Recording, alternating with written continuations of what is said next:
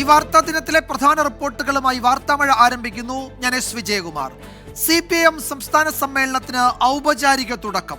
സമ്മേളന നഗരിയായ കൊല്ലം ആശ്രമ മൈതാനത്ത് CPM കേന്ദ്ര കമ്മിറ്റി അംഗവും സംസ്ഥാന സമ്മേളന സംഘാടക സമിതി ചെയർമാനുമായ KN ബാലഗോപാൽ പതാക ഉയർത്തി. പ്രതിനിധി സമ്മേളനം നാളെ പോളിറ്റ് ബ്യൂറോ അംഗം പ്രകാശ് കാരാട്ട് ഉദ്ഘാടനം ചെയ്യും.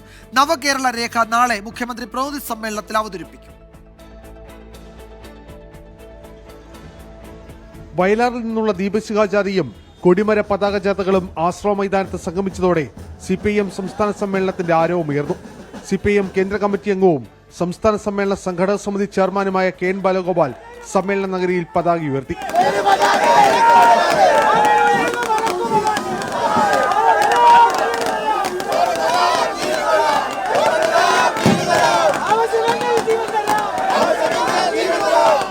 നാളെ പ്രതിനിധി സമ്മേളന നഗരിയായ കൊല്ലം ടൗൺ ഹാളിൽ സമ്മേളനത്തിന്റെ പതാക കേന്ദ്ര കമ്മിറ്റി അംഗം AK ബാലൻ ഉയർത്തും. തുടർന്ന് രക്തസാക്ഷി മണ്ഡപത്തിൽ പുഷ്പാർച്ചനയ്ക്ക് ശേഷം CPM കോർഡിനേറ്റർ പോളിറ്റ് ബ്യൂറോ അംഗം പ്രകാശ് കാരാട്ട് പ്രതിനിധി സമ്മേളനം ഉദ്ഘാടനം ചെയ്യും. പ്രവർത്തന റിപ്പോർട്ടിന്മേലുള്ള അവതരണത്തിന് ശേഷം തുടർഭരണത്തിൽ തുടർച്ച ലക്ഷ്യമിട്ടുള്ള നവകേരള രേഖ CPM പോളിറ്റ് ബ്യൂറോ അംഗവും മുഖ്യമന്ത്രിയുമായ പിണറായി വിജയൻ അവതരിപ്പിക്കും. തുടർന്ന് 7-ന് പ്രവർത്തന റിപ്പോർട്ടിന്മേലുള്ള പൊതുചർച്ചയും നടക്കും. നവകേരള രേഖയിൽ 8-ാം തീയതിയാണ് ചർച്ച നടക്കുന്നത്. പ്രവർത്തന റിപ്പോർട്ടിന്മേലുള്ള ചർച്ചയ്ക്ക് 8-ന് പാർട്ടി സെക്രട്ടറി മറുപടി പറയും. നവകേരള രേഖയുമായി ബന്ധപ്പെട്ട ചർച്ചയ്ക്ക് 9-ന് മുഖ്യമന്ത്രി പിണറായി വിജയനാകും മറുപടി പറയുക. AK ബാലനാണ് സമ്മേളനത്തിന്റെ പ്രൊസീഡിയത്തെ നിയന്ത്രിക്കുന്നത്. 24 കൊല്ലം. പ്രായപരിധി വിഷയത്തിൽ നിലപാട് വ്യക്തമാക്കി CPM കേന്ദ്ര നേതൃത്വം. സംസ്ഥാന ഘടകങ്ങൾക്ക് ഇത് സംബന്ധിച്ച് തീരുമാനമെടുക്കാമെന്ന് CPM പോളിറ്റ് ബ്യൂറോ അംഗം പ്രകാശ് കാരാട്ട് പറഞ്ഞു. സവിശേഷ മികവ് പുലർത്തുന്നവർക്ക് പ്രായപരിധിയിൽ ഇളവ് നൽകാൻ പാർട്ടിയുടെ ഭരണഘടനാപരമായ സംരക്ഷണം വേണമെന്ന് കേന്ദ്ര കമ്മിറ്റി അംഗം AK ബാലൻ അഭിപ്രായപ്പെട്ടു. 75 വയസ്സ് തികഞ്ഞവരെ മാത്രമേ സംസ്ഥാന സമ്മേളനത്തിൽ നിന്ന് ഒഴിവാക്കൂ എന്ന് സംസ്ഥാന സെക്രട്ടറി MV ഗോവിന്ദൻ വ്യക്തമാക്കി. 75 വയസ്സ് പിന്നിട്ടവരെ നേതൃസമിതികളിൽ നിന്ന് ഒഴിവാക്കാനുള്ള തീരുമാനം നടപ്പിലാക്കുമ്പോൾ പ്രമുഖ നേതാക്കളാണ് കൊല്ലം സംസ്ഥാന സമ്മേളനത്തോടെ പുറത്തുപോകുന്നത്. പ്രായപരിധി അടിസ്ഥാനമാക്കിയുള്ള ഒഴിവാക്കൽ സംബന്ധിച്ച് നേതാക്കൾക്കിടയിൽ വലിയ ആശയക്കുഴപ്പങ്ങളുണ്ട്. 75 വയസ്സ് തികയാൻ പോകുന്നവരെയാണോ ഒഴിവാക്കുന്നത് അതോ പൂർത്തിയായവരെയാണോ എന്നതിലാണ് ആശയക്കുഴപ്പം. മാനദണ്ഡം എന്തായാലും സവിശേഷമായ പ്രവർത്തന മികവ് പുലർത്തുന്നവർക്ക് ഇളവ് നൽകണമെന്ന അഭിപ്രായവും പാർട്ടിയിൽ ശക്തമാണ്. പ്രത്യയശാസ്ത്രപരമായി, സംഘടനാപരമായി, രാഷ്ട്രീയമായി ഔട്ട്സ്റ്റാൻഡിംഗ് ആയിട്ടുള്ള ആൾക്കാർക്ക് കഴിഞ്ഞ പ്രാവശ്യം സഖാവ് പിണറായിക്ക് കൊടുത്തതുപോലെ തന്നെയുള്ള എക്സംപ്ഷൻ അത് നിലവിലുള്ള പാർട്ടി കമ്മിറ്റിക്ക് തോന്നിയാൽ അവരെ നിലനിർത്തണം. ഭരണഘടനാപരമായിട്ട് തന്നെ ആ രൂപത്തിലുള്ള ഒരു പ്രൊട്ടക്ഷൻ ഉണ്ടാകണം എന്നുള്ള അഭിപ്രായക്കാരനാണ് വ്യക്തിപരമായിട്ട് ഞാൻ. നേതൃസമിതികളിൽ അംഗമാകുന്നതിനുള്ള പരമാവധി പ്രായം 75 കണ്ണൂർ പാർട്ടി കോൺഗ്രസ് തീരുമാനിച്ചെങ്കിലും ആർക്കൊക്കെ ഇളവ് നൽകണമെന്ന കാര്യത്തിൽ സംസ്ഥാന ഘടകങ്ങൾക്ക് തീരുമാനമെടുക്കാമെന്നാണ് കേന്ദ്ര നേതൃത്വത്തിന്റെ നിലപാട്. Kerala, each state has their own limit decided. They can decide, state committee. Each state has their own decision on this. അല്ലല്ല പറഞ്ഞ ഏജ് ലിമിറ്റ് തീരുമാനിക്കേണ്ടത് സ്റ്റേറ്റ് കമ്മിറ്റിയാണ്. സെൻട്രൽ കമ്മിറ്റിക്ക് വേണ്ടി സെൻട്രൽ കമ്മിറ്റി എടുക്കും, പിന്നെ state committees take for their states. സമ്മേളനകാലത്ത് 75 വയസ്സ് പൂർത്തിയായവരെ മാത്രമേ ഒഴിവാക്കുകയുള്ളൂ എന്ന് സംസ്ഥാന നേതൃത്വവും വ്യക്തമാക്കുന്നു. MV ഗോവിന്ദന്റെ ഈ വാക്കുകൾ പാർട്ടി നേതാക്കൾക്ക് വലിയ ആശ്വാസമാണ് നൽകുന്നത്. 75 വയസ്സാകാൻ ഏതാനും മാസങ്ങൾ മാത്രം ബാക്കിയുള്ള നേതാക്കൾക്ക് ഇളവ് ലഭിക്കുമെന്ന സൂചനയാണ് ഇതിലൂടെ പുറത്തുവരുന്നത്. TP രാമകൃഷ്ണനും EP ജയരാജനുമൊക്കെ ഇതിൽ ഉൾപ്പെടുന്നു.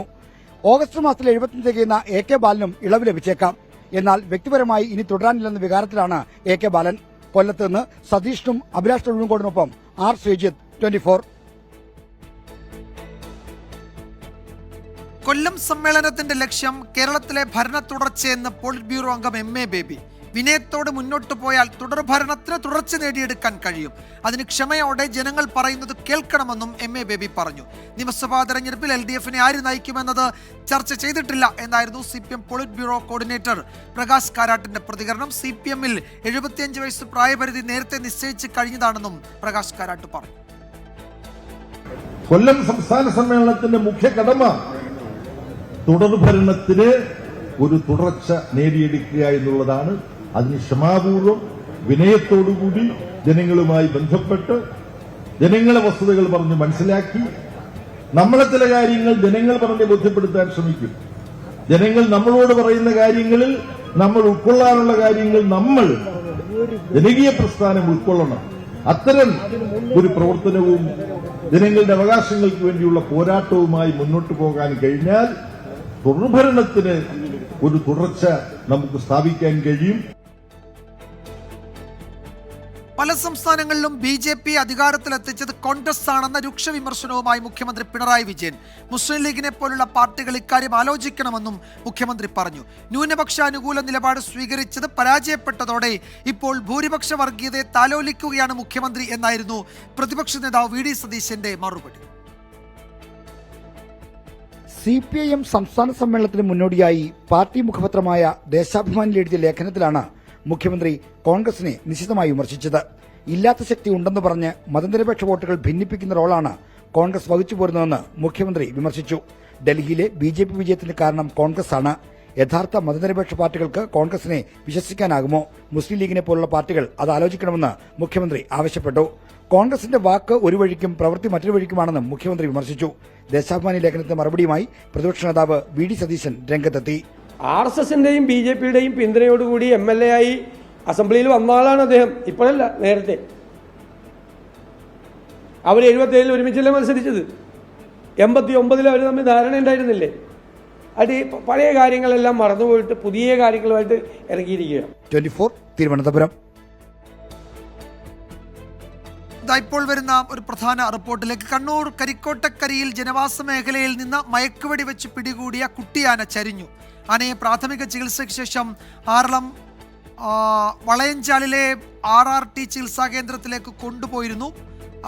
അരുൺ പൂപ്പറമ്പ ഏറ്റവും പുതിയ വിവരങ്ങൾ നൽകും. അരുൺ, ഇന്ന് വൈകുന്നേരം ആനയെ മയക്കുവെടി വെച്ച് പിടികൂടി ആ കരിക്കോട്ടക്കരിയിലെ ജനവാസ മേഖലയിൽ നിന്ന് ആറളത്തേക്ക് കൊണ്ടുപോകുന്നത് വരെ നമ്മൾ വളരെ വിശദമായി അതിനൊപ്പം ഉണ്ടായിരുന്നു. പിന്നീട് എന്താണ് അരുൺ സംഭവിച്ചത്? വിജയകുമാർ ആശങ്കപ്പെട്ടതുപോലെ തന്നെ സംഭവിച്ചു. ആ കരിക്കോട്ടക്കരിയിൽ നിന്നും ആ മയക്കുവെടി വെച്ച് പിടികൂടിയ കുട്ടിയാന ചെരിഞ്ഞു വന്ന ആ വിവരമാണ് ഇപ്പോൾ വനം വകുപ്പ് തന്നെ സ്ഥിരീകരിച്ച് അവരിൽ നിന്ന് ലഭിക്കുന്നത്. നിലവിൽ ആറളത്തെ RRTയുടെ കേന്ദ്രത്തിൽ ചികിത്സയിലിരിക്കെ 9 മണിയോടെയാണ് ഈ ആന ചെരിഞ്ഞു അത് സ്ഥിരീകരിക്കപ്പെട്ടത്. ആ താടിയെല്ലിന് ഗുരുതരമായി, കീഴ് താടിയെല്ലിന് ഗുരുതരമായി പരിക്കേറ്റിരുന്നു. നമ്മൾ അത് ദൃശ്യങ്ങളിലെല്ലാം കണ്ടതാണ്. അതിനുശേഷം ഈ മയക്കുപടി വെച്ചതിന് ശേഷം പ്രാഥമിക ചികിത്സ കരിക്കോട്ടക്കരിയിൽ നിന്ന് തന്നെ നൽകിയിരുന്നു. അതിനുശേഷമാണ് ആറളത്തെ RRT കേന്ദ്രത്തിലേക്ക് ഈ കുട്ടിയാനയെ മാറ്റിയത്. അവിടെ ചികിത്സയിലിരിക്കെയാണ് 9 മണിയോടെ ആന ചെരിഞ്ഞത് എന്നതാണ് വനം വകുപ്പിൽ നിന്ന് ഔദ്യോഗികമായി തന്നെ വിവരം ലഭിക്കുന്നത്. നേരത്തെ തന്നെ വനം വകുപ്പിലെ ഉദ്യോഗസ്ഥർ അത്തരമൊരു ആശങ്ക പ്രകടിപ്പിച്ചിരുന്നു. ഇതിന്റെ സർവൈവൽ എത്രത്തോളം സാധ്യത അല്ലെങ്കിൽ അത് എത്രത്തോളം അതിജീവിക്കും എന്ന കാര്യത്തിൽ ചില ആശങ്കകൾ വനം വകുപ്പിന്റെ ഉദ്യോഗസ്ഥർ തന്നെ പ്രകടിപ്പിച്ചിരുന്നു. അത്രത്തോളം ഗുരുതരമായ പരിക്കാണ് ഈ കുട്ടിയാനക്ക് സംഭവിച്ചത്. കാരണം ഇന്നലെ ഈ ആറളം ഫാമിൽ നിന്നും ഇത് ഒറ്റപ്പെട്ട് പിന്നീട് ജനവാസ മേഖലയിലേക്ക് ഇറങ്ങുന്നു, കീഴ്പള്ളിയിൽ ഇറങ്ങുന്നു, പിന്നെ മണിക്കൂറുകൾക്ക് ശേഷം കരിക്കോട്ടക്കരിയിലെത്തുന്നു. അതിനിടയിൽ സംഭവിച്ച ഗുരുതരമായ പരിക്കാണ്. ഏറെ പഴക്കമില്ലാത്ത പരിക്കാണ്. പക്ഷെ അത് പരിക്ക് നല്ല ആഴത്തിലുള്ള, താടിയിൽ തന്നെ ആഴത്തിലുള്ള പരിക്കാണ് എന്നത് സംബന്ധിച്ച് വനം വകുപ്പിന്റെ ഉദ്യോഗസ്ഥർ പറഞ്ഞിരുന്നു. വിദഗ്ധ ചികിത്സ ആവശ്യമാണെങ്കിൽ വയനാട്ടിലേക്ക്, അതായത് ആറളത്ത് ആദ്യം എത്തിച്ച് ചികിത്സ നൽകി വിദഗ്ധ ചികിത്സ ആവശ്യമാണെങ്കിൽ വയനാട്ടിലേക്ക് മാറ്റാമെന്നൊരു തീരുമാനത്തിലായിരുന്നു വനം വകുപ്പ് ഉണ്ടായിരുന്നത്. അങ്ങനെ ആറളത്തെ RRT കേന്ദ്രത്തിൽ ചികിത്സയിൽ ഇരിക്കെ തന്നെയാണ് ഇപ്പോൾ ഈ കുട്ടിയാന ചെരിഞ്ഞു എന്ന വിവരം ലഭിക്കുന്നത്. 3 വയസ്സ് പ്രായമുള്ള കുട്ടിയാനയാണ് ചെരിഞ്ഞു. അരുൺ, ഇതിന് പരിക്കേറ്റത് എങ്ങനെ എന്നതിൽ എന്തെങ്കിലും വ്യക്തതയുണ്ടോ? സ്ഫോടക വസ്തു, അത് നേരത്തെയും അങ്ങനെ ചില റിപ്പോർട്ടുകൾ ഉണ്ടായിരുന്നല്ലോ. ആനകൾ ഈ സ്ഫോടക വസ്തുക്കൾ കടിക്കുകയും അത് വായിലിരുന്ന് തന്നെ പൊട്ടിയും ഗുരുതര പരിക്കേൽക്കുകയും ഒക്കെ ചെയ്യുന്ന സംഭവങ്ങൾ നേരത്തെയും ഉണ്ടായിട്ടുണ്ട്. അങ്ങനെ എന്തെങ്കിലും ആണോ ഇവിടെ സംഭവിച്ചത്? ആ മുറിവ് എങ്ങനെ ഉണ്ടായി എന്നതിൽ എന്തെങ്കിലും വിവരങ്ങൾ ഉണ്ടായിരുന്നു? വിജയകുമാർ, അതിൽ പല സാധ്യതകൾ വനം വകുപ്പ് പറയുന്നുണ്ട്. ഇന്നലെ രാത്രി കീഴ്പള്ളിയിൽ രാത്രി 10 മണിയോടെയാണ് ഈ ആന ഈ കുട്ടിയാനെ എത്തിയത്.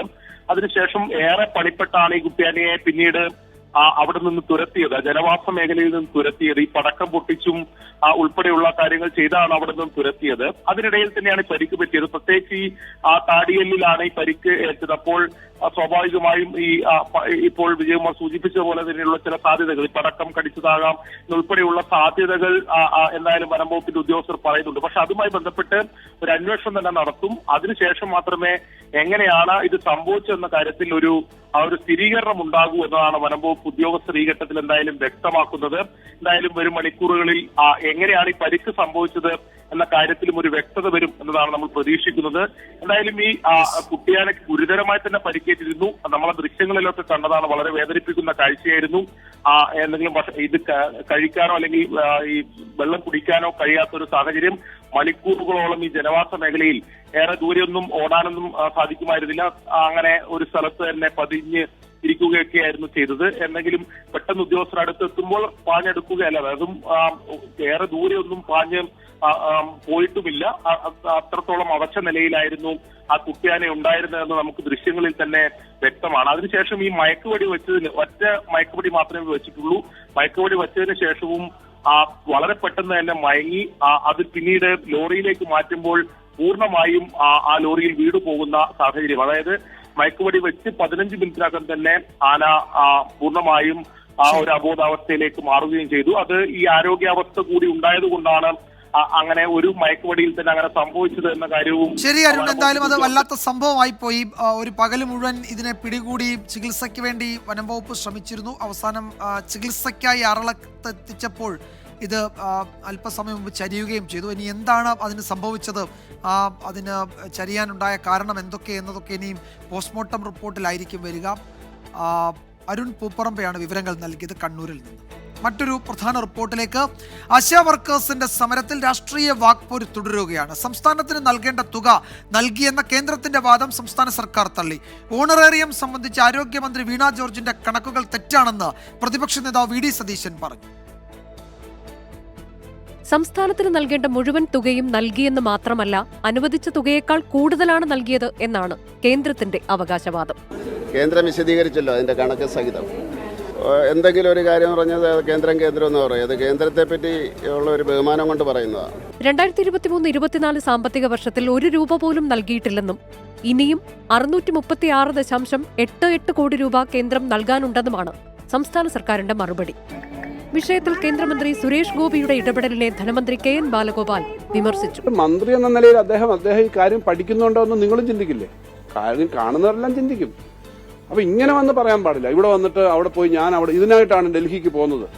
എനിക്കൊരു വ്യക്തിയെ അങ്ങനെ പറയുന്ന രീതിയൊന്നും സ്വഭാവമില്ല. പക്ഷെ അവിടെ വന്നിട്ട് ഞാൻ ഇതിനായിട്ടാണ് ഡൽഹിക്ക് പോകുന്നത് എന്ന് പറഞ്ഞ് പോവാ. എന്നാൽ ഓണറേറിയം സംബന്ധിച്ച ആരോഗ്യമന്ത്രിയുടെ കണക്കുകൾക്കെതിരെയാണ് വി ഡി സതീശൻ രംഗത്തെത്തിയത്. 97 കോടി NHM-ലേക്ക് കിട്ടാനുള്ളപ്പോ മന്ത്രി നമ്മളെയല്ലേ കബളിപ്പിച്ചത്? ആശാവർക്കർക്ക് കൊടുക്കാനുള്ള ഇൻസെന്റീവ് 100 കോടി കിട്ടാണ്ടെന്നാണ് നമ്മളോട് നുണ പറഞ്ഞത്. സെക്രട്ടേറിയറ്റിന് മുന്നിലെ ആശാ വർക്കേഴ്സിനും പിന്തുണയുമായി കോൺഗ്രസ് നേതാക്കൾ ഇന്നും സമരപ്പന്തലിലെത്തി. ആശാ വർക്കർമാർ കുമ്മുകൊടുക്കാൻ, അവരെ സ്നേഹത്തോടെ ചേർത്ത് പിടിക്കാൻ മനസാക്ഷിയുള്ള മുഴുവൻ മലയാളികളും ഉണ്ടായിട്ടുണ്ട്. ഒരു വിഭാഗം ആശാ വർക്കേഴ്സ് നടത്തുന്ന സമരം 24 ദിവസം പിന്നിട്ടു. 24 തിരുവനന്തപുരം. റാഗിംഗ് തടയാൻ സംസ്ഥാന സർക്കാർ കർശന നടപടി സ്വീകരിക്കണമെന്ന് ഹൈക്കോടതി.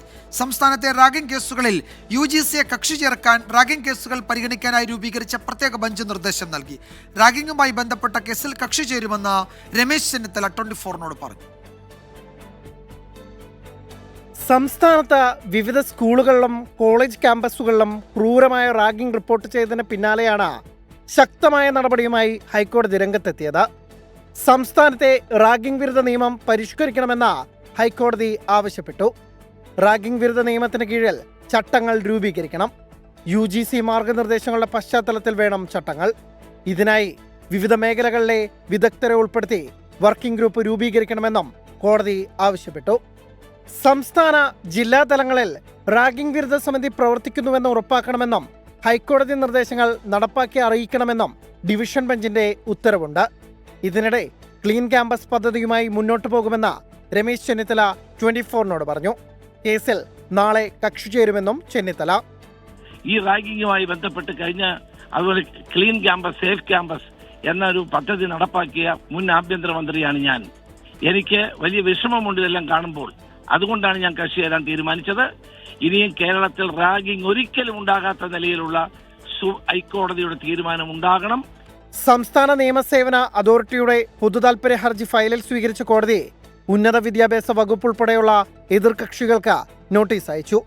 സംസ്ഥാന നിയമസേവന അതോറിറ്റിയുടെ ഹർജിയിൽ UGCയെയും കക്ഷി ചേർത്തിട്ടുണ്ട്. 24 കൊച്ചി. കോട്ടയം ഏറ്റുമാനൂരിൽ അമ്മയും മക്കളും ട്രെയിനിന് മുന്നിൽ ചാടി ആത്മഹത്യ ചെയ്ത കേസിൽ ഭർത്താവ് അറസ്റ്റിൽ. തൊടുപുഴ സ്വദേശി നോബി ലൂക്കോസിനെയാണ് ഏറ്റുമാനൂർ പോലീസ് അറസ്റ്റ് ചെയ്തത്. പ്രതിക്കെതിരെ ആത്മഹത്യാ പ്രേരണാ കുറ്റം ചുമത്തി. ഇന്നുച്ചയോടെ നോബിയെ ഏറ്റുമാനൂർ പോലീസ് സ്റ്റേഷനിലേക്ക് വിളിച്ചു വരുത്തിയ ശേഷം വിശദമായി ചോദ്യം ചെയ്തു. ഇതിനൊടുവിലാണ് നോബിയുടെ അറസ്റ്റ് പോലീസ് രേഖപ്പെടുത്തിയത്. ആത്മഹത്യാ പ്രേരണ ഉണ്ടായിട്ടുണ്ടെന്ന് ബോധ്യപ്പെട്ടതോടെയായിരുന്നു അറസ്റ്റ്. ഇയാളുടെ ഫോൺ രേഖകൾ പോലീസ് പരിശോധിച്ചു. ഇതിൽ നിന്നും നിർണായക വിവരങ്ങൾ പോലീസിന് ലഭിച്ചു. ക്രൂരമർദ്ദനത്തെ തുടർന്ന് 9 മാസം മുൻപ് ഷൈനി സ്വന്തം വീട്ടിലേക്ക് താമസം മാറിയിരുന്നു. എന്നാൽ അകന്നു കഴിയുമ്പോഴും ഭർത്താവ് ഫോണിലൂടെയും മറ്റും മാനസിക പീഡനം തുടർന്നു. ഷൈനിയും മക്കളും ആത്മഹത്യ ചെയ്യുന്നതിന് തൊട്ടു മുമ്പുള്ള ദിവസം നോബി ഏറ്റുമാനൂരിലെത്തിയതായും പോലീസിന് വിവരം ലഭിച്ചു. ഷൈനിയുടെ മാതാപിതാക്കളുടെ വിശദമായ മൊഴിയും ഏറ്റുമാനൂർ പോലീസ് രേഖപ്പെടുത്തിയിട്ടുണ്ട്. മൃതദേഹം ഏറ്റുവാങ്ങാൻ നോബി ഷൈനിയുടെ വീട്ടിലെത്തിയപ്പോൾ വ്യാപക പ്രതിഷേധമുയർന്നിരുന്നു. പ്രതിഷേധത്തെ തുടർന്ന് സംസ്കാര ചടങ്ങുകളിൽ നോബി പങ്കെടുത്തിരുന്നില്ല. 24 കോട്ടയം. വാർത്താമഴയിലേക്ക് വീണ്ടും സ്വാഗതം. ഇപ്പോൾ വരുന്ന ഒരു പ്രധാന റിപ്പോർട്ടിലേക്ക്. 2 മലയാളികളുടെ വധശിക്ഷ നടപ്പാക്കിയതായി UAE ഇന്ത്യൻ വിദേശകാര്യ മന്ത്രാലയത്തെ അറിയിച്ചു. മുഹമ്മദ് റിനാഷ് അഴങ്കിലോട്ട്, മുരളീധരൻ പെരുന്തട്ട വളപ്പിൽ എന്നിവരെയാണ് ശിക്ഷിച്ചത്. ബൽറാം നെടുങ്ങാടി ഡൽഹിയിൽ നിന്ന് വിവരങ്ങൾ നൽകും. ബൽറാം, ഔദ്യോഗികമായി എന്തൊക്കെ വിവരങ്ങളാണ് UAE ഇന്ത്യൻ എംബസിയെ അല്ലെങ്കിൽ ഇന്ത്യൻ വിദേശകാര്യ മന്ത്രാലയത്തെ അറിയിച്ചിരിക്കുന്നത് ഇപ്പോൾ? വിജയകുമാർ, 2 മലയാളികളുടെ വധശിക്ഷ നടപ്പാക്കിയതായാണ് UAE ഇന്ത്യൻ എംബസിയെ അറിയിച്ചിരിക്കുന്നത്. മുഹമ്മദ് റിനാഷ് അരങ്ങിലോട്ട്, മുരളീധരൻ പെരുന്തട്ട വളപ്പിൽ എന്നിവരെ ആണ് വധശിക്ഷ നടപ്പാക്കിയിരിക്കുന്നത് എന്നാണ് UAE അധികൃതർ UAEയിലെ ഇന്ത്യൻ എംബസിയെ ഔദ്യോഗികമായി തന്നെ അറിയിച്ചിരിക്കുന്നത്. ഇരുവരെയും കൊലക്കുറ്റത്തിനാണ് ഈ ശിക്ഷ നടപ്പാക്കിയിരിക്കുന്നത്.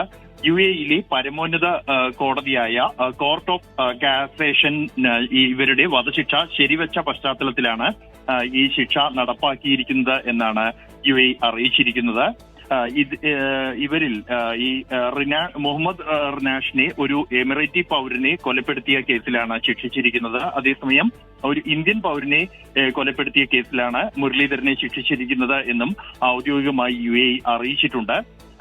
ഇരുവർക്കും എല്ലാ തരത്തിലുള്ള നിയമസഹായങ്ങളും ഇവരുടെ ദയാഹർജികളും മാപ്പപേക്ഷകളും അയക്കുന്നത് ഉൾപ്പെടെയുള്ള കോൺസുലർ നിയമസഹായങ്ങൾ ഇന്ത്യൻ എംബസി നൽകിയിരുന്നതായാണ് വിദേശ മന്ത്രാലയ അധികൃതർ സ്ഥിരീകരിക്കുന്നത്. കഴിഞ്ഞ ഫെബ്രുവരി 28-നാണ് ഇവരുടെ വധശിക്ഷ നടപ്പാക്കിയതായി UAE അധികൃതർ ഇന്ത്യൻ എംബസിയെ അറിയിച്ചിരിക്കുന്നത്. തുടർന്ന് ഇരുവരുടെയും ബന്ധുക്കളെ ഇക്കാര്യം വിദേശകാര്യ മന്ത്രാലയം അറിയിക്കുകയും ഇവരുടെ അന്ത്യകർമ്മങ്ങളിൽ പങ്കെടുക്കുന്നതിന് സൗകര്യമൊരുക്കാനുള്ള എല്ലാ സജ്ജീകരണങ്ങളും വിദേശകാര്യ മന്ത്രാലയം സ്വീകരിച്ചതായുമാണ് കേന്ദ്ര സർക്കാർ വൃത്തങ്ങൾ വ്യക്തമാക്കുന്നത്. വിജയകുമാർ. യെസ്, 2 മലയാളികളുടെ വധശിക്ഷ നടപ്പാക്കിയതായി UAE ഇന്ത്യൻ വിദേശകാര്യ മന്ത്രാലയത്തെ ഔദ്യോഗികമായി അറിയിച്ചു. ഒരാൾ മുഹമ്മദ് റിനാഷ് അരങ്ങിലോട്ട്, മറ്റൊരാൾ മുരളീധരൻ പെരുന്തട്ട വളപ്പിൽ എന്നിവരാണ്. ഇരുവരും കൊലക്കുറ്റത്തിനാണ് ശിക്ഷ നൽകിയിരിക്കുന്നത്. ഇക്കാര്യം ഇവരുടെ ബന്ധുക്കളെ അറിയിച്ചിട്ടുണ്ട്. ഇവർക്ക് വേണ്ട സൗകര്യങ്ങൾ, ഇവർക്ക് വേണ്ട ഈ നിയമപരമായ പിന്തുണ നൽകിയിരുന്നതായാണ് വിദേശകാര്യ മന്ത്രാലയം ഇപ്പോൾ അറിയിച്ചിരിക്കുന്നത്. ബൽറാം നെടുങ്ങാടിയാണ് ഡൽഹിയിൽ നിന്ന് വിശദാംശങ്ങൾ നൽകിയത്. മറ്റു റിപ്പോർട്ടുകളിലേക്ക്. മലയാള സിനിമയിലെ പിന്നണി ഗായികയും 2 ഗായകരും സ്ഥിരം ലഹരി ഉപയോഗിക്കുന്നവരെന്ന എക്സൈസ്. യുവനടന്മാരിൽ പ്രമുഖരായ ഒരാളുടെ വാഹനത്തിൽ നിന്ന് ലഹരി ഉപയോഗത്തിന്റെ തെളിവുകൾ എക്സൈസിന് ലഭിച്ചു. നിലവിൽ 10-ലധികം ഗായകരാണ് എക്സൈസിന്റെ നിരീക്ഷണത്തിലുള്ളത്. ചില യുവ ഗായകർ സ്ഥിരം രാസലഹരി ഉപയോഗിക്കുന്നവരാണെന്ന് എക്സൈസ് കണ്ടെത്തിയതിന് പിന്നാലെയാണ് അന്വേഷണം സിനിമാ മേഖലയിലെ പാട്ടുകാരിലേക്കും കേന്ദ്രീകരിക്കുന്നത്. ഒരു പിന്നണി ഗായികയും 2 യുവ ഗായകരും നിരോധിത ലഹരി ഉപയോഗിക്കുന്നതിന്റെ തെളിവുകൾ എക്സൈസിന് ലഭിച്ചു. സിനിമാ മേഖലയിൽ ഒരു യുവ നായക നടന്റെ വാഹനത്തിൽ നിന്ന് ലഹരി ഉപയോഗവുമായി ബന്ധപ്പെട്ട നിർണായക തെളിവുകളും എക്സൈസ് ശേഖരിച്ചിട്ടുണ്ട്. ഇവരെ ചോദ്യം ചെയ്യുന്നതിനും കൂടുതൽ പരിശോധനകൾക്കും അനുമതി ലഭിക്കാൻ ഉന്നത ഉദ്യോഗസ്ഥരെ സമീപിക്കാനാണ് എക്സൈസ് തീരുമാനം. കൃത്യമായ തെളിവുകൾ ലഭിച്ചാലും ചോദ്യം ചെയ്യുമ്പോൾ ഉദ്യോഗസ്ഥർക്കെതിരെ നടപടി വരുന്നതാണ് ഇത്തരം കേസുകളിൽ എക്സൈസിന്റെ മെല്ലെപ്പോക്കിനിടയാക്കുന്നത്. അനുമതി ലഭിച്ചാൽ സിനിമാ മേഖലയിലെ ലഹരി ഉപയോഗിക്കുന്നവരെ ചോദ്യം ചെയ്യുന്നതിന് വിളിച്ചു വരുത്താനും എക്സൈസ് ആലോചിക്കുന്നുണ്ട്. ലഹരിക്കെതിരായ പോരാട്ടത്തിൽ യുവാക്കളെ വലിയ രീതിയിൽ ഉപദേശിക്കുന്ന ഗായകനും ഗായികയും സിനിമാ നടനും ഉൾപ്പെടെ എക്സൈസ് തയ്യാറാക്കിയ പട്ടികയിൽ ഉൾപ്പെട്ടിട്ടുണ്ട് എന്നുള്ളതാണ് ശ്രദ്ധേയമായ കാര്യം. ഇത്തരക്കാർക്കെതിരായ കേസുകൾ ശരിയായ രീതിയിൽ മുന്നോട്ട് പോകുമോ എന്നുള്ളതാണ് ഉയരുന്ന ചോദ്യം. എസ് ശ്യാംകുമാർ, 24 കൊച്ചി. കൊച്ചി കാക്കനാട് തെങ്ങോട് 10ാം ക്ലാസ് വിദ്യാർത്ഥിയുടെ ശരീരത്തിൽ നായ്ക്കുരണക്കായി എറിഞ്ഞ സംഭവത്തിൽ വിദ്യാഭ്യാസ വകുപ്പിന്റെ നടപടി. കുട്ടി അതിക്രമത്തിനിരയായിട്ടും വേണ്ട സഹായം ചെയ്യാതിരുന്ന 3 അധ്യാപകരെ സസ്പെൻഡ് ചെയ്തു. ഒരു അധ്യാപികയെ സ്ഥലം മാറ്റി. 10ാം ക്ലാസ്സുകാരിയുടെ ദേഹത്ത് നായ്ക്കുരണക്കായി ഇട്ട വിദ്യാർത്ഥിനികളുടെ പരീക്ഷാ സെന്ററും മാറ്റി. കാക്കനാട് തെങ്ങോട് സ്കൂളിൽ പഠിക്കുന്ന 10ാം ക്ലാസ്സുകാരിക്ക് നേരെയായിരുന്നു സഹപാഠികൾ ക്രൂരത കാട്ടിയത്. ക്ലാസ്സിലിരുന്ന പെൺകുട്ടിയുടെ ശരീരത്ത് നായ്ക്കുരണക്കായി എറിഞ്ഞായിരുന്നു ക്രൂരത. 15 ദിവസത്തോളം കുട്ടി ആശുപത്രിയിൽ കിടക്കേണ്ട സാഹചര്യമാണ് ഉണ്ടായത്. കുട്ടിക്ക് നേരെ സ്കൂളിൽ വെച്ച് അതിക്രമമുണ്ടായിട്ടും സംഭവം കണ്ടില്ലെന്ന നിലയിലാണ് അധ്യാപകർ പെരുമാറിയത്. കുട്ടിയുടെ ദുരവസ്ഥ 24 വാർത്തയാക്കിയതിന് പിന്നാലെയാണ് വിദ്യാഭ്യാസ വകുപ്പ് അന്വേഷണം പ്രഖ്യാപിച്ചത്. ഈ അന്വേഷണ റിപ്പോർട്ടിന്റെ അടിസ്ഥാനത്തിലാണ് അധ്യാപകരായ ശ്രീകാന്ത്, ജിഷ, ദീപ എന്നിവരെ സസ്പെൻഡ് ചെയ്യുകയും രാജി എന്ന അധ്യാപികയെ തിരുമാറാടി സ്കൂളിലേക്ക് സ്ഥലം മാറ്റുകയും ചെയ്തത്. കുട്ടിയുടെ ശരീരത്ത് നായ്ക്കുരണക്കായി എറിഞ്ഞ 2 വിദ്യാർത്ഥികളുടെ പരീക്ഷാ സെന്ററും മാറ്റിയിട്ടുണ്ട്. തൃക്കാക്കര ഗവൺമെന്റ് ഹൈസ്കൂളിലേക്കാണ് ഇരുവരുടെയും പരീക്ഷാ സെന്റർ മാറ്റിയത്. സംഭവത്തിൽ കൂടുതൽ തുടർ നടപടികൾ ഉണ്ടാവുമെന്നും അധികൃതർ വ്യക്തമാക്കി. SSLC പരീക്ഷ കഴിഞ്ഞ ശേഷം കേസിൽ പ്രതികളായ അധ്യാപകരുടെയും വിദ്യാർത്ഥികളുടെയും മൊഴി രേഖപ്പെടുത്തി തുടർ നടപടികൾ ഉണ്ടാവുമെന്ന് പോലീസും അറിയിച്ചു. കേസിന്റെ തുടക്കത്തിൽ ഇൻഫോ പാർക്ക് പോലീസിനും വലിയ വീഴ്ചയാണ് സംഭവിച്ചത്. എസ് ശ്യാംകുമാർ, 24, കൊച്ചി. ഇടക്കൊച്ചി ജ്ഞാനോദയം ക്ഷേത്രത്തിൽ ഉത്സവത്തിന് കൊണ്ടുവന്ന ആന ഇടഞ്ഞു. 2 കാറുകളും 8 ബൈക്കുകളും അടക്കം ആന തകർത്തു. 2.5 മണിക്കൂർ നീണ്ട പരിശ്രമത്തിനൊടുവിലാണ് ഊട്ടോളി മഹാദേവൻ എന്ന ആനയെ തളച്ചത്.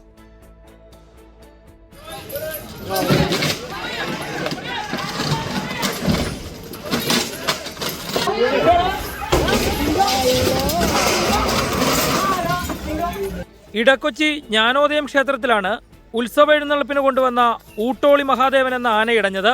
ആനയെ കുളിപ്പിക്കുന്നതിനിടെയാണ് ആന ഇടഞ്ഞത്. തുടർന്ന് ജ്ഞാനോദയം ക്ഷേത്രത്തിൽ നിന്ന് ഇടക്കൊച്ചി ശ്രീകൃഷ്ണസ്വാമി ക്ഷേത്രത്തിന്റെ മുറ്റത്തേക്ക് ആന ഓടിയെത്തി. ക്ഷേത്രമുറ്റത്ത് നിർത്തിയിട്ടിരുന്ന 2 കാറുകളും 1 വാനും 8 ബൈക്കുകളും ആന തകർത്തു.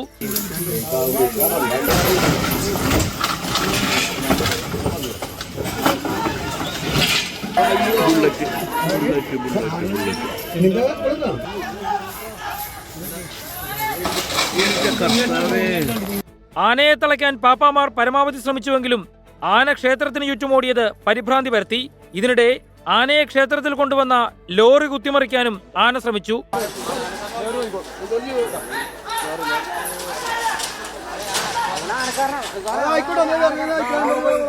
ആന ഇടഞ്ഞ വിവരമറിഞ്ഞ് ആളുകൾ ക്ഷേത്രത്തിന് ചുറ്റും കൂടിയതോടെ ആന കൂടുതൽ പ്രകോപിതനായി.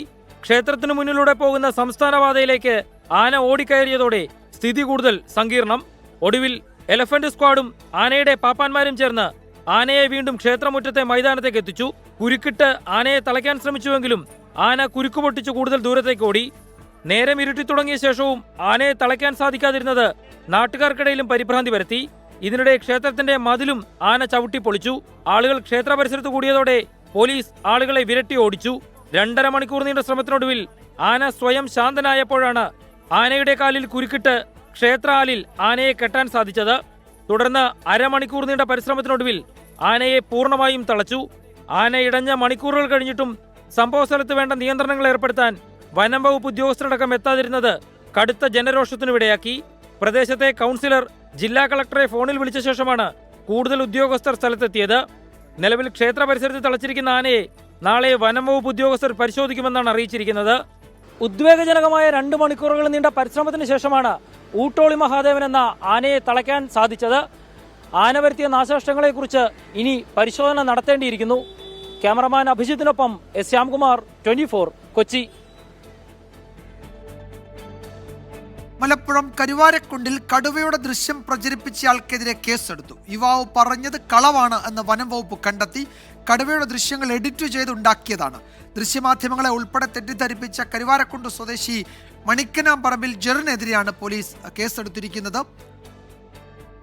ഇന്ന് രാവിലെയാണ് ഈ ദൃശ്യം പ്രചരിപ്പിച്ചത്. പ്രതിയുടെ ദൃശ്യങ്ങൾ ഈ പ്രേക്ഷകർക്ക് ഇപ്പോൾ കാണാം.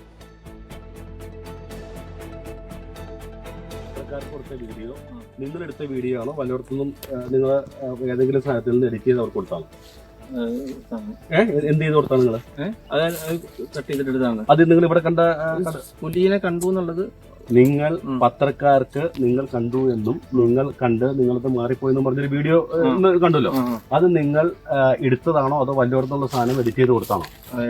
എഡിറ്റ് ചെയ്ത് കൊടുത്താണോ? അല്ലേ? ഞങ്ങൾ പോലീസിൽ കേസ് കൊടുക്കുന്നുണ്ട്, വേറൊന്നുമല്ല. നിങ്ങൾ ജനങ്ങളെ മനഃപൂർവ്വം പരിഭ്രാന്തി വരുത്താൻ വേണ്ടി ഇമാര് വൃത്തികേടുകൾ ചെയ്യും. അല്ല, ഞാൻ പറയുന്നത് അല്ല, നിങ്ങൾ പത്രക്കാർക്ക് അധികം നിങ്ങൾ കൊടുത്ത വീഡിയോ ആണല്ലോ കണ്ടത്, അല്ലെ? ജനങ്ങളെ ഞാനാണ് വിളിച്ചു കൊടുത്തതല്ല സാർ, എന്റെ സ്റ്റാറ്റസ് കണ്ടിട്ട് വീഡിയോ നിങ്ങൾ സ്റ്റാറ്റസ് കണ്ടിട്ട് ഇവിടുത്തെ ഒരു ലോക്കൽ പത്രക്കാരൻ ഏജന്റാണ്, പത്ര ഏജന്റാണ്. പുള്ളി വിളിച്ചിട്ട് എന്നോട് ചോദിച്ചു ഇതെന്താ സംഭവം. അപ്പം യഥാർത്ഥത്തിൽ സംഭവം പുലി ഇവിടെ ഉണ്ട്, പുലി എന്റെ നായ്ക്കളെ ആക്രമിച്ചിട്ടുണ്ട്, അങ്ങനെ സംഭവങ്ങളൊക്കെ ഉണ്ടായിട്ടുള്ളത്. സമീർ ബിൻ കരീം വിവരങ്ങൾ നൽകും മലപ്പുറത്ത് നിന്ന്. സമീർ, ഇത് ഈ ജെറിൻ അയാൾ സംസാരിക്കുന്നത് നമ്മൾ കാണുന്നുണ്ട്. എന്തിനാണ് അയാൾ ഇങ്ങനെ ഒരു വ്യാജ വീഡിയോ ഉണ്ടാക്കി നാട്ടുകാരെ, മാധ്യമങ്ങളെ, വനം വകുപ്പിനെ, പോലീസിനെ ഒക്കെ തെറ്റിദ്ധരിപ്പിച്ചത്? അതിലയാൾ പറയുന്നത് ഒരു പ്രാദേശിക മാധ്യമ പ്രവർത്തകർ അയാളുടെ സ്റ്റാറ്റസ് കണ്ട് ചോദിച്ചപ്പോൾ പറഞ്ഞതാണ് എന്നാണ്. പക്ഷേ അത്തരമൊരു ദൃശ്യം അയാൾ പ്രചരിപ്പിച്ചല്ലോ, അതിന്റെ പശ്ചാത്തലം എന്താണെന്നാണ് കരുതുന്നത്? വിജയകുമാർ, എന്തിനാണ് ഇയാൾ ഈ ദൃശ്യം പ്രചരിപ്പിച്ചത് എന്ന് പോലീസ് പരിശോധിച്ചു വരികയാണ്. വ്യാജ ദൃശ്യമാണ് പ്രചരിപ്പിച്ചത് എന്ന് ഏതായാലും ഇയാൾ സമ്മതിച്ചു കഴിഞ്ഞിരിക്കുന്നു. ഇയാൾക്കെതിരെ നിലവിൽ കരുവാരക്കുണ്ട് പോലീസ് കേസെടുത്തിരിക്കുകയാണ്. ഈ കരുവാരക്കുണ്ട് റേഞ്ച് വനം വകുപ്പ് ഓഫീസറുടെ പരാതിയിലാണ് പോലീസ് നടപടി എടുത്തിരിക്കുന്നത്. വ്യാജമായ ഈ കടുവയുടെ ദൃശ്യം പ്രചരിപ്പിച്ചു എന്നുള്ള കുറ്റം ചുമത്തിയാണ് ഇയാൾക്കെതിരെ കേസെടുത്തിരിക്കുന്നത്. മാധ്യമങ്ങൾക്കടക്കം ഇയാൾ ഈ ദൃശ്യങ്ങൾ അയച്ചു നൽകിയിരുന്നു. പറഞ്ഞത് താൻ കരുവാരക്കുണ്ടിൽ നിന്ന് പകർത്തിയ ദൃശ്യമാണ് എന്ന് അവകാശപ്പെട്ടായിരുന്നു ഇയാൾ മാധ്യമങ്ങളെ അടക്കം തെറ്റിദ്ധരിപ്പിക്കുന്ന ഒരു സാഹചര്യം ഉണ്ടായത്. മാധ്യമങ്ങൾ അത് പ്രസിദ്ധീകരിക്കുകയും ചെയ്തിരുന്നു. അതിന് പിന്നാലെയാണ് വനംവകുപ്പും പോലീസ് ഇതുമായി ബന്ധപ്പെട്ട അന്വേഷണം നടത്തിയത്. നിലമ്പൂർ സൗത്ത് DFO ധനിക്കിലാൽ കരുവാരക്കുണ്ടിൽ നേരിട്ടെത്തി ഇയാളുമായി സംസാരിക്കുന്ന ദൃശ്യങ്ങളാണ് നമ്മൾ കണ്ടത്. എന്നാൽ എന്തിനാണ് ഇത്തരം ഒരു പരിപാടി നടത്തിയത് എന്നുള്ള കാര്യത്തിൽ ഇയാൾ കൃത്യമായ മറുപടി പറയുന്നില്ല. പക്ഷേ താൻ ചെയ്തത് കളവാണെന്ന് ഇയാൾ തുറന്ന് സമ്മതിക്കുന്നുമുണ്ട്. ഇയാളോട് സംസാരിക്കുന്ന ഉദ്യോഗസ്ഥൻ ആരാണ്? നിലമ്പൂർ സൗത്ത് DFO ധനിക്കിലാലാണ് ഈ പ്രതിയുമായി സംസാരിക്കുന്നത്. വിജയകുമാർ, ഓക്കെ. സമീർ ബിൻ കരീമാണ് വിവരങ്ങൾ നൽകിയത്. ഈ ദൃശ്യങ്ങളിൽ നിലമ്പൂർ സൗത്ത് DFO ആണ്, അദ്ദേഹമാണ് ഈ പ്രതിയുമായി സംസാരിക്കുന്നത്. അയാൾ സമ്മതിക്കുന്നുണ്ട് അയാൾ ഇത്തരം ഒരു വ്യാജ വീഡിയോ ഉണ്ടാക്കിയതാണ് എന്നത്. പ്രതി മണിക്കനാമ്പറമ്പിൽ ജെറിനാണ്, അയാൾക്കെതിരെ വനംവകുപ്പ് കേസെടുത്തിട്ടുണ്ട്, പോലീസ് കേസും ഉണ്ടാകും എന്നാണ് സൂചന. സമീർ ബിൻ കരീമാണ് വിവരങ്ങൾ നൽകിയത്. വാർത്താമഴയിലേക്ക് വീണ്ടും സ്വാഗതം. തിരുവനന്തപുരം നഗരൂർ വെള്ളല്ലൂരിൽ CPM പ്രവർത്തകന്റെ വീടിന് നേരെ ആക്രമണം. രതീഷിന്റെ വീടിന് നേരെയാണ് 12-അംഗ സംഘം ആക്രമണം നടത്തിയത്. വൈകുന്നേരം 3 മണിയോടെ മാരകായുധങ്ങളുമായി പിക്കപ്പ് വാനിലാണ് സംഘം വീട്ടിലെത്തിയത്. ഉമേഷ് ബാലകൃഷ്ണൻ വിവരങ്ങൾ നൽകും തിരുവനന്തപുരത്ത്. ഉമേഷ്, ഇത് എന്താണ് ഈ ആക്രമണത്തിന് കാരണം? പ്രതികളെ പറ്റി എന്തെങ്കിലും സൂചനകളുണ്ടോ? പോലീസ് എന്താണ് പറയുന്നത്? കഴിഞ്ഞ ദിവസം നഗരൂരിലെ ഒരു ക്ഷേത്രവുമായി ബന്ധപ്പെട്ട് രാത്രി ചില അക്രമ സംഭവങ്ങൾ ഉണ്ടായിരുന്നു. ആ വിഷയത്തിൽ രതീഷ് ഇടപെടുകയും ഈ അക്രമ സംഭവങ്ങൾ ഒഴിവാക്കി വിടുകയും ചെയ്തിരുന്നു. ഇതിന്റെ വൈരാഗ്യമാണ് ഇന്ന് ഉച്ചയ്ക്ക് ശേഷം 3 മണിയോടുകൂടി വീട്ടിൽ ആക്രമണം നടത്തിയതെന്നാണ് പോലീസിന്റെ പ്രാഥമിക നിഗമനം. 5 പേർ ഇപ്പോൾ കസ്റ്റഡിയിലുണ്ട്. ഉച്ചയ്ക്ക് 3 മണിയോടുകൂടി പിക്കപ്പ് വാനിലെത്തിയ സംഘം വീട് ആക്രമിക്കുകയും വീടിന് നേരെ വീടിന്റെ ജനൽ ചില്ലുകൾ എറിഞ്ഞു തീർക്കുകയും വീടിന്റെ വാതിൽ അടിച്ചു തീർക്കുകയും ചെയ്തു. വീട്ടിൽ ആ സമയത്ത് രതീഷ് ഉണ്ടായിരുന്നില്ല. രതീഷിന്റെ ഭാര്യയും മാതാവുമാണ് ഉണ്ടായിരുന്നത്. ഇവരെ അസഭ്യം വിളിക്കുകയും കയ്യേറ്റം ചെയ്യാൻ ശ്രമിക്കുകയും ചെയ്തു. എന്തായാലും അതിനുശേഷം 15 മിനിറ്റോളം പ്രദേശത്ത് ഭീകരാന്തരീക്ഷം സൃഷ്ടിച്ച ശേഷമാണ് അക്രമി സംഘങ്ങൾ തിരികെ പോയത്. തുടർന്ന് പോലീസിൽ പരാതി രതീഷ് നൽകുകയും ഇതിന്റെ അടിസ്ഥാനത്തിൽ 5 പേരെ കസ്റ്റഡിയിലെത്തുകയും ചെയ്തു. ഇപ്പോൾ ചോദ്യം ചെയ്തു വരികയാണ്. വിജയകുമാർ. യെസ്, വൈകുന്നേരം 3 മണിയോടെയാണ് ഈ സംഘം എത്തി ആക്രമിച്ചത്. അതിൽ ചിലർ പിടിയിലായിട്ടുണ്ട്. അവരെ വിശദമായി ചോദ്യം ചെയ്തു. ഉമേഷ് ബാലകൃഷ്ണനാണ് വിവരങ്ങൾ നൽകിയത്. വാളയാർ പീഡനക്കേസിൽ പെൺകുട്ടികളുടെ അമ്മയെയും രണ്ടാനച്ഛനെയും കൂടുതൽ കേസുകളിൽ പ്രതികളാക്കി CBI. പെൺകുട്ടികളെ ലൈംഗിക പീഡനത്തിന് ഇരയാക്കിയതിൽ അമ്മയ്ക്കും പങ്കുണ്ട് എന്നാണ് CBIയുടെ കണ്ടെത്തൽ. CBI സമർപ്പിച്ച കുറ്റപത്രം കൊച്ചിയിലെ പ്രത്യേക CBI കോടതി അംഗീകരിച്ചു. വിചാരണയ്ക്ക് മുന്നോടിയായി കൊച്ചിയിലെ പ്രത്യേക കോടതിയിൽ കേസിന്റെ പ്രാരംഭവാദം ഇന്ന് ആരംഭിച്ചു. ഇതിനിടയിലാണ് അമ്മയെയും രണ്ടാനച്ഛനെയും 3 കേസുകളിൽ കൂടി പ്രതി ചേർത്ത് CBI സമർപ്പിച്ച കുറ്റപത്രങ്ങൾ കോടതി അംഗീകരിച്ചത്. അമ്മയ്ക്കും അച്ഛനും സമൻസ് അയക്കണോ എന്നതിൽ ഈ മാസം 25-ന് തീരുമാനമെടുക്കും. വാളയാറിൽ പ്രായപൂർത്തിയാകാത്ത പെൺകുട്ടികളെ ലൈംഗിക പീഡനത്തിന് ഇരയാക്കിയതിൽ അമ്മയ്ക്കും പങ്കുണ്ടെന്നാണ് CBI കണ്ടെത്തൽ. ആകെയുള്ള 9 കേസുകളിൽ 6 അമ്മയെയും അച്ഛനെയും പ്രതി ചേർത്തതായി CBI കോടതിയെ അറിയിച്ചു. 3 കേസുകളിൽ പ്രതി ചേർക്കാനുള്ള നടപടികൾ തുടരുകയാണ്. മക്കളുടെ മുന്നിൽ വെച്ച് ഒന്നാം പ്രതി അമ്മയുമായി ലൈംഗിക ബന്ധത്തിലേർപ്പെട്ടെന്നും ഇളയ കുട്ടിയെ പ്രകൃതി വിരുദ്ധ ലൈംഗിക പീഡനത്തിന് ഇരയാക്കിയത് അമ്മയുടെ അറിവോടെയാണെന്നും കൊച്ചി CBI കോടതിയിൽ നൽകിയ കുറ്റപത്രത്തിൽ അന്വേഷണ സംഘം വ്യക്തമാക്കുന്നു. സംസ്ഥാന പോലീസ് അന്വേഷണത്തിനെതിരെ കുട്ടിയുടെ അമ്മ നൽകിയ ഹർജിയിൽ അന്വേഷണമേറ്റെടുത്ത CBI അമ്മയെ 2ാം പ്രതിയും അച്ഛനെ 3ാം പ്രതിയുമാക്കിയാണ് കുറ്റപത്രം നൽകിയത്. ആത്മഹത്യാ പ്രേരണാ കുറ്റം ഉൾപ്പെടെ വിവിധ വകുപ്പുകളും ചുമത്തി. എസ് ശ്രീകാന്ത്, 24, കൊച്ചി.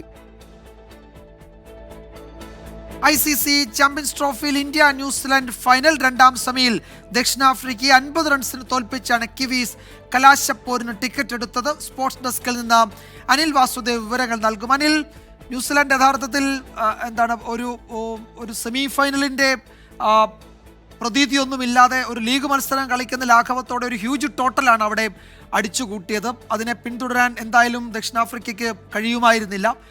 2ാം സെമിയുടെ വിവരങ്ങൾ എന്തൊക്കെയാണ്? വിജയകുമാർ പറഞ്ഞതുപോലെ തന്നെ 363 റൺസ് എന്ന വിജയലക്ഷ്യം ന്യൂസിലാൻഡ് വെച്ചതോടുകൂടി തന്നെ മത്സരത്തിന്റെ കാര്യത്തിൽ ഏറെക്കുറെ ഒരു തീരുമാനമായിരുന്നു.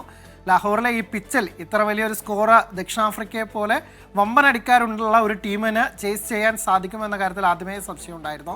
അത് അതുപോലെ തന്നെയാണ് സംഭവിച്ചത്. അവർക്ക് കാര്യമായ അവരുടെ മുൻനിരയ്ക്കൊന്നും തന്നെ കാര്യമായ സംഭാവനകൾ നൽകാൻ സാധിച്ചിട്ടില്ല. ക്യാപ്റ്റൻ ടെമ്പ ബൗമയും ഒപ്പം തന്നെ വാൻഡർ ഡ്യൂസിനും ചേർന്ന ഒരു സെഞ്ചുറി കൂട്ടുകെട്ട് ഉണ്ടാക്കിയെങ്കിൽ പോലും കിവീസിന്റെ നായകൻ മിച്ചൽ സാർണർ ഇരുവരെയും പുറത്താക്കിയതോടുകൂടി മത്സരത്തിന്റെ കാര്യത്തിൽ ഏറെക്കുറെ തീരുമാനമായിരുന്നു. ഏറ്റവും ഒടുവിൽ ഡേവിഡ് മില്ലർ അവസാന ഓവറുകളിൽ വമ്പൻ അടിയടിച്ച് അദ്ദേഹം ഒരു സെഞ്ചുറി പൂർത്തിയാക്കിയതൊഴിച്ചാൽ ദക്ഷിണാഫ്രിക്കയ്ക്ക് ഈ മത്സരത്തിൽ ഒന്നും തന്നെ ആശിക്കാൻ വകയുണ്ടായിരുന്നില്ല. ഒടുവിൽ അവരുടെ സ്കോർ 9 വിക്കറ്റ് നഷ്ടത്തിൽ 312 എന്നതിൽ അവസാനിച്ചു. അവസാന പന്തിൽ ഒരു 2 റൺസ് എടുത്താണ് ഡേവിഡ് മില്ലർ അദ്ദേഹത്തിൻ്റെ സെഞ്ചുറി പൂർത്തിയാക്കിയത്. ആ ഒരു സെഞ്ചുറി മാത്രമാണ് ദക്ഷിണാഫ്രിക്കയ്ക്ക് എന്തെങ്കിലും തരത്തിലൊരു ആശ്വാസം നൽകുന്നത്.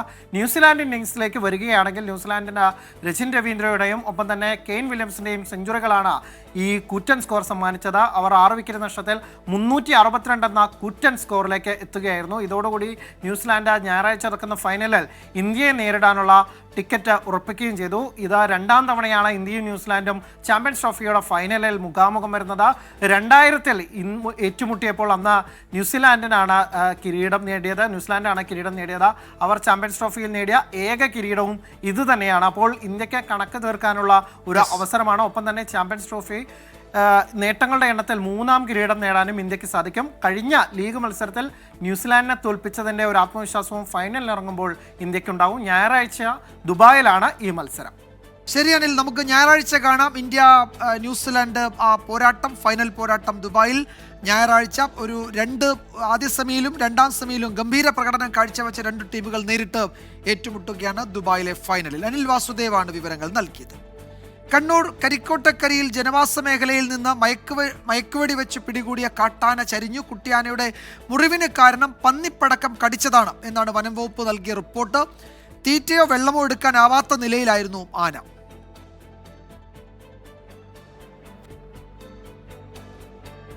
അതേസമയം വന്യജീവി ശല്യത്തിന് പരിഹാരം കാണാത്തതിൽ പ്രതിഷേധിച്ച് ആറളം ഫാം ബ്ലോക്ക് 13-ൽ പ്രദേശവാസികൾ ഇപ്പോൾ പ്രതിഷേധിക്കുകയാണ്. RRT ഉദ്യോഗസ്ഥരെ നാട്ടുകാർ തടഞ്ഞു വെച്ചു. അരുൺ പൂപ്പറമ്പ വിവരങ്ങൾ നൽകും. അരുൺ, ഈ ആനക്കുട്ടിക്ക് നമ്മൾ നേരത്തെ പറഞ്ഞതുപോലെ അതിന് സ്വാഭാവികമായി ഉണ്ടായ അതിൻ്റെ ആവാസ വ്യവസ്ഥയിൽ സ്വാഭാവികമായി ഉണ്ടായ പരിക്കല്ല, അത് മനുഷ്യനിർമ്മിതമായ പരിക്കാണെന്ന് നമുക്ക് വേണമെങ്കിൽ പറയാം, അല്ലേ? വിജയകുമാർ, അത്തരത്തിലുള്ള വിവരങ്ങൾ തന്നെയാണ് ഇപ്പോൾ വനം വകുപ്പിന്റെ ഉദ്യോഗസ്ഥർ പങ്കുവെക്കുന്നത്. അത് സ്ഥിരീകരിക്കുന്നുമുണ്ട്. ആ പന്നിപ്പടക്കം കടിച്ചതാണ് ഈ കുട്ടിയാനയുടെ ഈ മുറിവിന് കാരണം, ആ താടിയിലേറ്റ മുറിവിന് കാരണം എന്നതാണ് വനം വകുപ്പ് ഉദ്യോഗസ്ഥർ പറയുന്നത്. അന്നനാളത്തിന് ഉൾപ്പെടെ ഗുരുതരമായി പരിക്കേറ്റിട്ടുണ്ട്. ആ തീറ്റയോ വെള്ളമോ എടുക്കാൻ ആവാത്ത അവസ്ഥയാണ് ഉണ്ടായിട്ടുള്ളത്. പടക്കം പൊട്ടിയതിന്റെ ആഘാതത്തിൽ പല്ലും നാക്കുകളും ഉൾപ്പെടെ തകർന്നിട്ടുണ്ട് എന്ന വിവരം കൂടി വനം വകുപ്പ് അവരുടെ പരിശോധനയിൽ, ചികിത്സാ പരിശോധനയിൽ അവർ കണ്ടെത്തിയിട്ടുണ്ട്. സ്വാഭാവികമായും നേരത്തെ സൂചിപ്പിച്ചതുപോലെ തന്നെ ഈ ആനയെ തുരത്തുന്നതിന് വേണ്ടി പടക്കങ്ങളൊക്കെ ഉപയോഗിച്ചിട്ടുണ്ട്. കഴിഞ്ഞ ദിവസം രാത്രിയും എല്ലാമായി കീഴ്പള്ളിയിൽ ഉൾപ്പെടെ അങ്ങനെ പടക്കം പൊട്ടിച്ചൊക്കെയാണ് ഈ ആനയെ തുരത്തിയത്. അതിനിടെ ഉപയോഗിച്ച പന്നിപ്പടക്കം കടിച്ചു തന്നെയാണ് ഈ മുറിവും പിന്നീട് ആന ചെരിയുന്ന അവസ്ഥ, സാഹചര്യം ഉണ്ടായത് എന്ന് തന്നെയാണ് വനം വകുപ്പിന്റെ പരിശോധനയിൽ ഇപ്പോൾ കണ്ടെത്തിയിട്ടുള്ളത്. അതിന്റെ ഒരു വിശദമായ അന്വേഷണത്തിന് വേണ്ടി പ്രത്യേക ഒരു സംഘത്തെ കൂടി വനം വകുപ്പ് രൂപീകരിച്ചിട്ടുണ്ട്. അതിൽ വിശദമായ അന്വേഷണം നടത്തുമെന്നാണ് വനം വകുപ്പ് ഈ ഘട്ടത്തിൽ അറിയിക്കുന്നത്. ശരി അരുൺ, എന്തായാലും അത് നേരത്തെ നമ്മൾ പറഞ്ഞതുപോലെ ഈ സ്ഫോടക വസ്തുക്കൾ കടിച്ച് പൊട്ടിയുണ്ടായ മുറിവ് തന്നെയാണ് എന്നിപ്പോൾ വനം വകുപ്പ് സ്ഥിരീകരിക്കുകയാണ്. കൂടുതൽ അന്വേഷണം ഇക്കാര്യത്തിൽ അതെവിടെ വെച്ച് എങ്ങനെ സംഭവിച്ചു എന്നതിൽ ഒരു അന്വേഷണം കൂടി വനം വകുപ്പ് നടത്തും. അരുൺ പൂപ്പറമ്പയാണ് വിവരങ്ങൾ നൽകിയത് കണ്ണൂരിൽ നിന്ന്. ഈ റിപ്പോർട്ടോടെ വാർത്താമഴ അവസാനിക്കുന്നു. നാളെ വീണ്ടും കാണാം. ശുഭരാത്രി.